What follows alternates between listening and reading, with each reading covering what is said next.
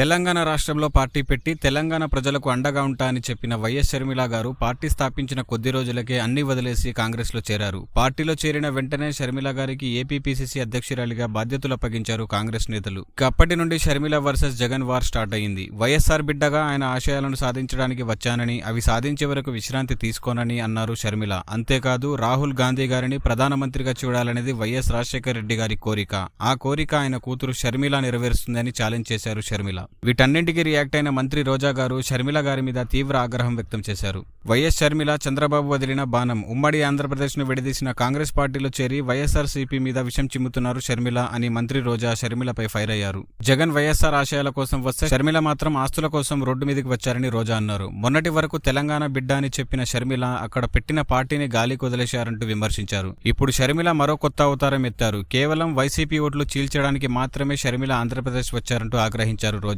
వైఎస్ఆర్ కూతురిగా షర్మిల ఒక్క మంచి పని కూడా చేయలేదన్నారు. ప్రత్యేక హోదా ఇవ్వకుండా ఏపీని విభజించిన కాంగ్రెస్ లో చేరి షర్మిల జగన్మోహన్ పై విషం చిమ్ముతుందని ఆగ్రహించారు రోజా.